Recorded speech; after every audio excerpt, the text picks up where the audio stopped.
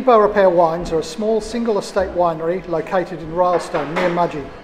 The cool climate and limestone soils of Rylstone give the winery a very similar terroir to the major French regions of Champagne and Burgundy, allowing them to produce a taste of France and Australia.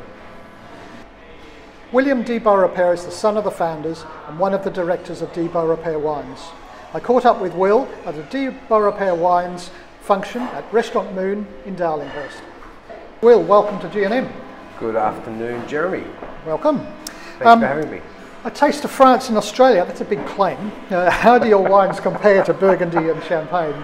It's a very good question. I think when we're talking about French wines, we're talking about the French style of wine, and that's a function of, I guess, some of their ethos and their inspiration themselves are very terroir driven, but also in terms of our preference. The French are all about food matching with wine, and so we were trying to make wines that were like the French that go very well with food. So the combination of finding or sourcing terroir that are similar to France, in particular Burgundy, making wines using techniques that you see in France with some, I guess, updates to using Australian technology in particular, combining that with wines where we're intentionally trying to make them to go with food, so not that I guess much more over-extracted, larger, round, or traditional Australian styles, more European in style, designed for food. So that's what we're talking about. Okay. So obviously the concept of terroir, which is based on the unique environmental and physical characteristics of a region, is important in winemaking. But this can be extended to food, which carries with it an undeniable sense of place as well, I think. And can you comment on what foods go best with your wines? It's a very good question. The terroir is obviously does have a fairly large part to play. I know that there are some people out there who disregard it. My comment as always is, if you've been to your grandmother's vegetable garden, you've had her tomatoes which have been lovingly tended, and if the perfect conditions and you had maybe another tomato from another garden, it will taste different, especially if it's been treated a different way.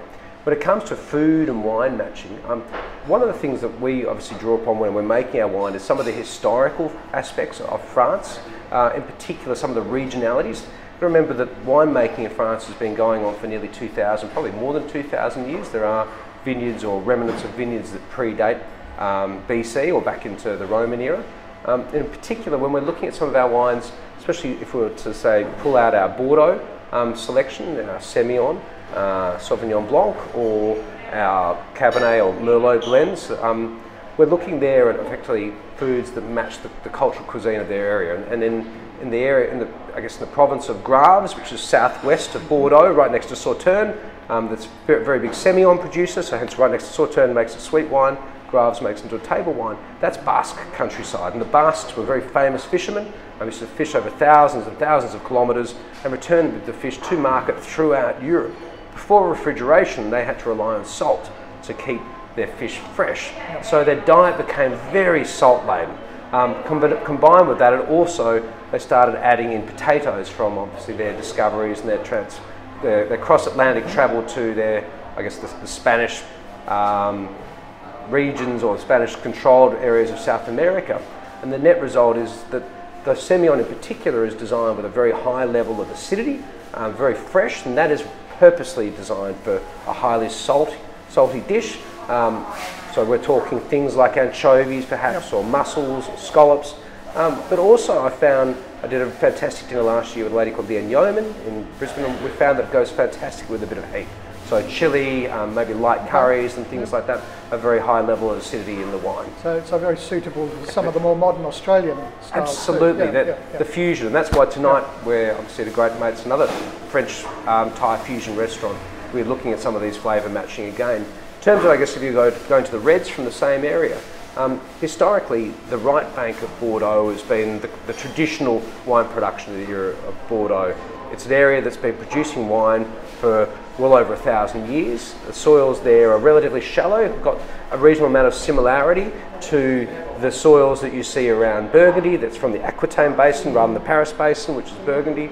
So a very high level of limestone, and what that meant was that Merlot thrived. Merlot doesn't have the tannins that Cabernet does. It's much more suited to the cultural dish of that area, In that area, the most famous dish is a dish called Powellak lamb. It's a 75-day lamb, so it's very, very young, probably a little too young in the modern parlance. But what it means is it's a dish that is designed to be tender, and so the wines that have evolved in that right bank area, so we're talking around Saint-Emilion or Pomerol, in particular Chateau Petrus, are very much designed for a lamb dish.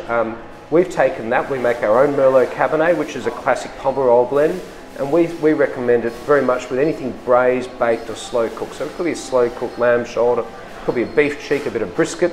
I call it our Sunday roast wine. Okay, okay. Terroir is, of course, the basis of the French appellation, yes, which relates to the quality and branding of particularly French wines, but wines around the world. This means you can't claim to be making champagne or Burgundy in Australia. Correct. And that branding concept is now being extended to other things like cheese and fruit and meats and other things. How complex is this for you in marketing your own products? When we look at terroir, there's the qualitative aspect, and we've got family over there and friends, and they've got access to cultural sort of notes and records that go back hundreds, nearly 1,000 years. So we unfortunately can't replicate that, but we can pull out the quantitative aspects. And that's when we're talking about our terroir similarity, we're talking really about the quantitative aspects, and that is temperature, which is something which Australia we're very fixated on. It's an important feature, but it's very one-dimensional understanding of wine. Cool and warm climate really should be about selection of grape variety. It's not a great indicator of quality. Us cool climate locations would be terrible with Tempranillo or Grenache, warm climate varieties and vice versa. The next one is obviously we talk about our inland location, and that we're talking about is continental climate versus maritime climate. Champagne and Burgundy are 400 kilometres from the coast. We're at Ralston, we're 170 kilometres from the coast. We get what's called a large diurnal variation, big difference with temperature between day and night. And that you find is most represented in the skins of the grapes, in particular the thickening of them. So when we're talking about that. Then the third aspect, which is probably the most important, is soil. And as anyone will know, if you're growing, as I said before, tomatoes in the back garden, you know that maybe a little bit of limestone or ag lime, blood and bone might give your tomatoes a bit of a boost. In France, all of their vineyards are planted on limestone, and they've discovered through trial and error. We now understand why in science, but over thousands of years, the vines grow better on a limestone soil. The reason why they do that is it's an alkalizer. It makes the soils more efficient. It means the microbes within them, much like the flora in your gut, are much more able to digest the trace minerals that produce things like skin colour, thickness, health, foliage, density and the like, are much more effective. Net result, they don't need as much soil, so the best vineyard in the world is Domaine Romani Conti, 50 centimetres deep. You get some of the best champagnes on 30 centimetres deep soils. None of this very deep soil that you might hear talked about in Australia. Deep soils can produce flabby wines, especially if they're not free-flowing. The limestone enables a very shallow soil. It's very efficient. What shallow soils mean is when it rains, it retains only a very small amount of water. So effectively the vine is healthy, but the grapes are water stressed, and that is the perfect grape in that perspective. And if you go to Burgundy, the best grapes there can be as small as a pea, very thick skin. So when we're talking very much about the geological and the climatic. We're almost geography and geology teachers. In terms of direct replication, it's obviously, it's very difficult to say exactly. We would love to say we're Grand Cru. We could be anywhere between Van de Pay to Grand Cru. I think our wines hopefully speak for themselves, but hope that's what you're looking for. No. And can our viewers come and look at your little piece of France in Ralston? Absolutely. You have an open vineyard. We have a cellar door. We've got when you come there, I think one of the biggest features you'll notice is we've got a nice little shallow valley with a good, beautiful, gently slope to it. It's directly along from a couple of kilometres from a cement mine, which is what indicated to us that there was limestone there. There is not really a lot of limestone on the east coast. And then once you drive through, it's a 3-kilometre drive through the vines. We've covered the whole valley with vines, 53 hectares, 130,000 vines. We have a nice, beautiful cellar door there, and it's about 150, 160-year-old. There's an old stables, and housed the Melbourne Cup winner from 1898. So if we're talking about For your viewers, yesterday was Melbourne Cup. It's obviously a little bit more pertinent. They used to look after their racehorses pretty well back then, and this horse was allowed to live in this beautiful stone-built stables, and it's buried in one of the paddocks after leading a very healthy life. So, excellent. And is there anywhere we can buy your wines in the cities? We're a restaurant wine, and so we target on. We don't do bottle shops, so we're an on-premise. Why don't we really discover? We've really worked out.